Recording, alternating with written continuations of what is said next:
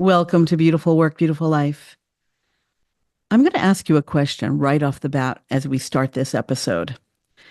Have you ever experienced something, an event, an occurrence? It could be maybe a date night with your partner. It could be a family holiday gathering. It could be a vacation day with a friend. Any event, pick an event. And you experience this event with other people, with at least one other person. And maybe the next day or the next week or the next holiday, you realize in conversation with someone else who was there, you have very different recollections of that experience. And as you kind of talk about your recollection and you discover the differences in your recollection, you realize it's more than your recollection that is different. It was your experience that was different. It was the truth as you know it of the experience that was different. Maybe one of you enjoyed it and the other didn't. We're going to talk more about that in this episode.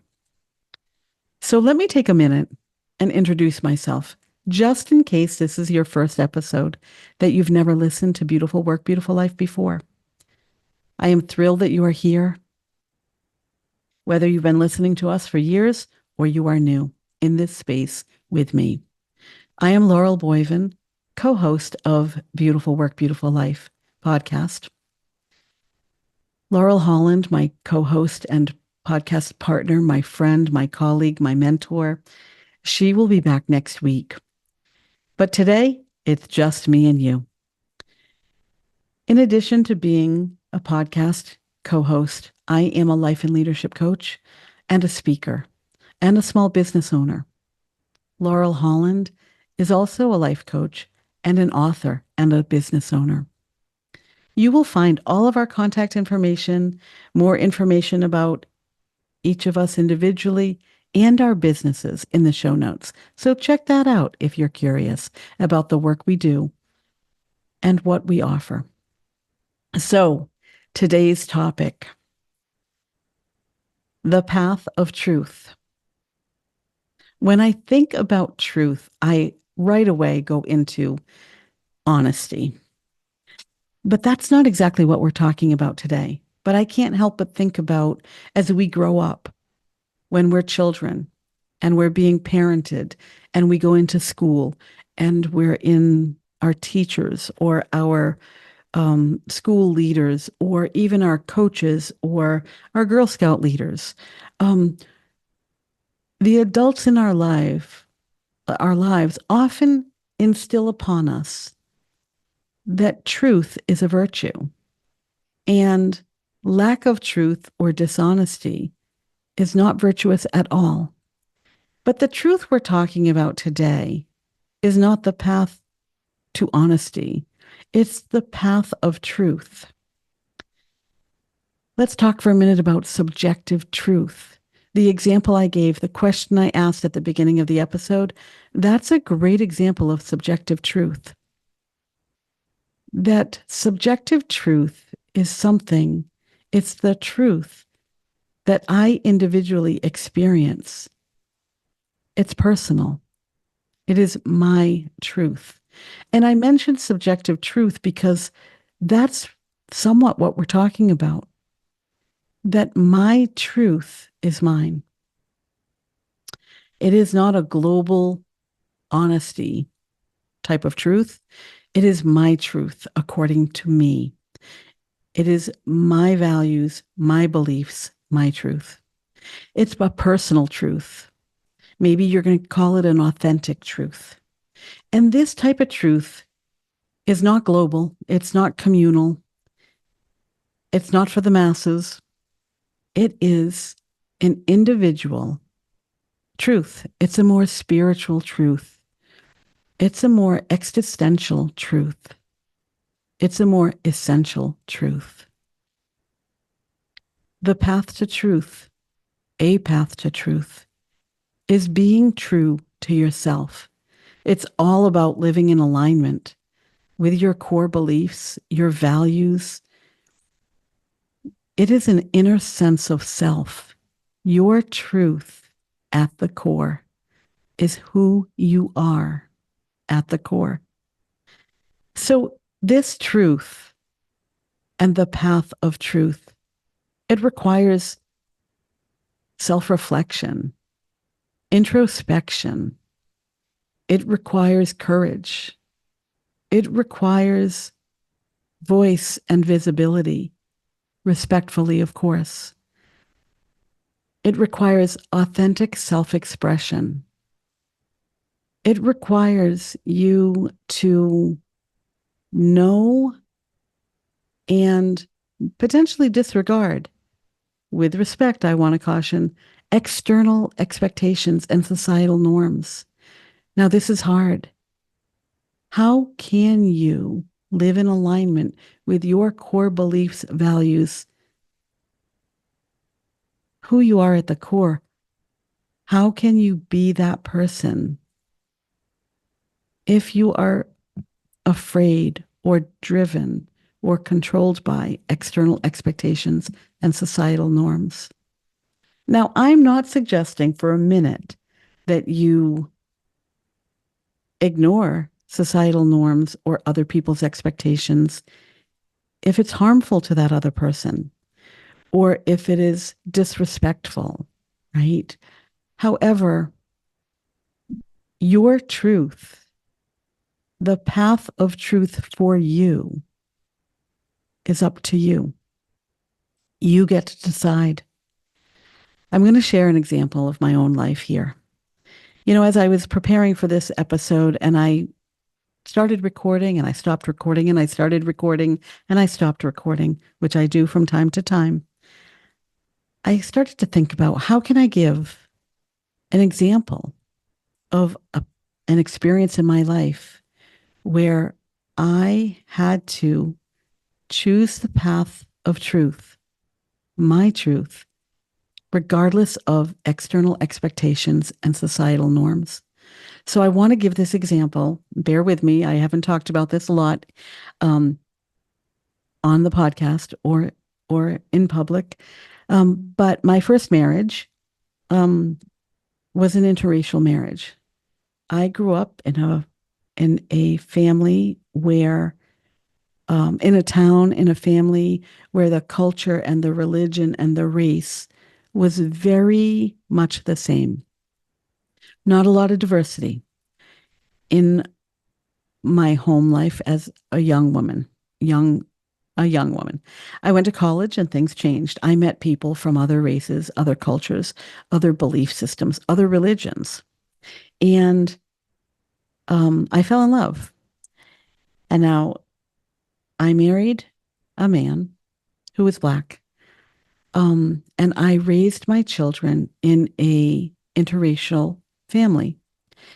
This was not what people expected of me. It was not really aligned with societal norms at the time. It was the 80s, 1980s in New Hampshire. And I knew that my parents didn't expect this of me. It required difficult conversations with my parents, with my father in particular. But I chose the path of truth for me. Now, if you've heard my stories of, my first marriage ending in divorce, it did. And I don't want to diminish the fact that the beginning of that marriage was very much like other young marriages that we believed wholeheartedly in what we were doing. We lived in our truth and chose to do things differently. So that being said, that is my personal example of how respectfully I chose the path of truth according to me. You know, I have so many more examples I could share with you, and I'd love to hear your examples as well. Because we all face a point at some time in our life where we have a choice to proceed along the path of our truth or to choose a path that is not in alignment with our truth. That is why I believe wholeheartedly in this conversation about personal and authentic truth. So, what exactly is it? It's an inner knowing. It's an inner knowing about who we are, about what's important to us. What are our beliefs? What do we value? And it's choosing to live in alignment with that inner knowing. I think it's about your autonomy and your authority and your truth. And so many things get in the way. So many things keep us from choosing the path of truth. External expectations and the opinions of other people. Fear of disappointing others. Maybe fear of judgment. Fear of rejection. Fear of failure. Living your truth can be uncomfortable. It results in often difficult conversations, honest conversations, vulnerable conversations. It forces us to really dig deep of what do we believe? What are our core values? How do those core values and beliefs differ from other people that we're in relationship with? And we have to take the risk that that relationship will change as we not just discover our truth, but live our truth. It is so important when we do not walk the path of truth. We diminish our own self-trust. We erode our sense of self. We often lose ourself. We end up living a life that is someone else's choices and decisions and interest and priorities and beliefs and values. We do not live a life that is truly of our desire and our creation. When we ignore our truth and do not walk that path of truth, we dim our own light, we dull our spirit. When we can stand firm in our beliefs, our values, and our truth, we shine. We attract other people who shine as well. And the last thing I want to say is it really does, when you choose to ignore your truth, to not take the path of truth, you disconnect from yourself. You cause this maybe compartmentalizing, taking pieces of yourself and disconnecting from who you really are at your core, at your essence. And you disconnect from your own life and that creation of a life that you want. So how can we discover our truth and then live our truth once we realize what our truth is? This really is all about self-awareness. Cultivating self-awareness is the first place, the first thing to do. Devote time to self-reflection practices, journaling, meditation, mindfulness, solitude. Tap into yourself and who you are, your core beliefs, your values. Start getting clarity around those things. And then your feelings. Question your feelings. Be curious about yourself and your feelings. What feels right and what feels off? When do you feel most alive? When do you feel most authentic and most aligned? I also, not just when or what, but in these questions, I want to throw in with whom, right? Where and with whom? Where do you have the safety and the belonging that allows you to feel most alive and most authentic and most aligned. So notice your feelings and then begin to notice your inner voice and your intuition. We all have a spidey sense. We all have intuition. Some of us quiet it more than others. Some of us allow our intuition to be heard. Can you allow your inner voice, your intuition to emerge? Can you let your intuition be present and be growing? Can you trust that inner voice, that inner knowing, that intuition? I'm going to tell you here, the more that we do this, the more that we trust our intuition, the more capable we are of trusting our intuition.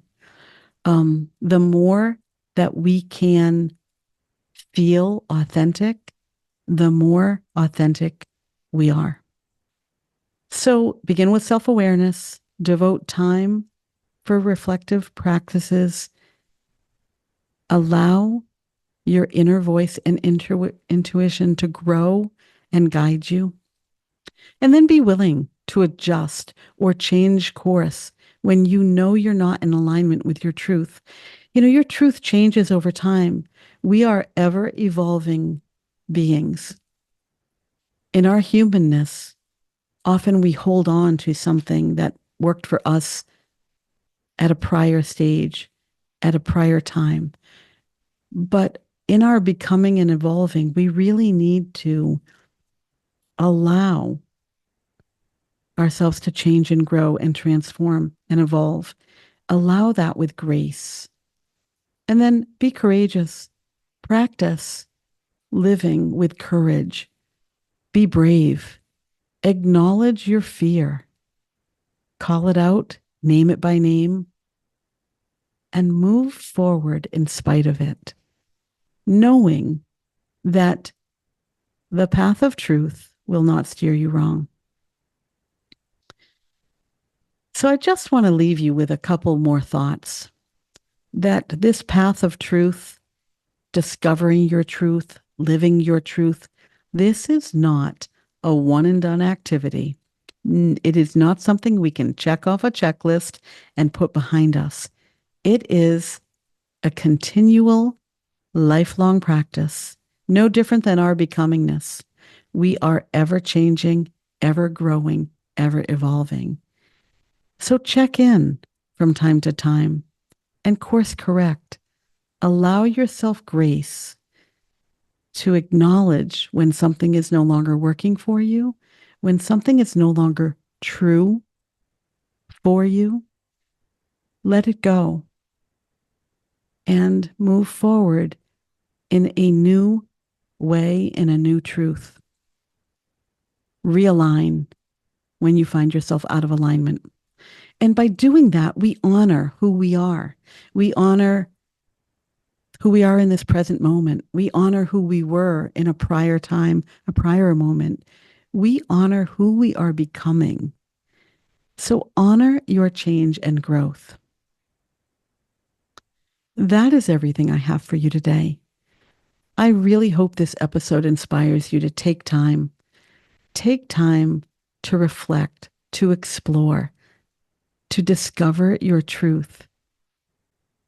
Take time to live courageously, to live authentically, unapologetically, with courage and confidence. Honor yourself by honoring your truth. Allow others to discover and live their truth, even if it's different than yours. So if you need support as you do this inner work, the inner work of truth, Laurel and I are here for you. If you enjoyed this episode, I'd love to hear from you. So stay tuned for more on this topic of truth. Beginning next week, Laurel Holland will be back, bringing you a wonderful conversation with her guest, Rachel Camfield. And until then, be well. Bye for now.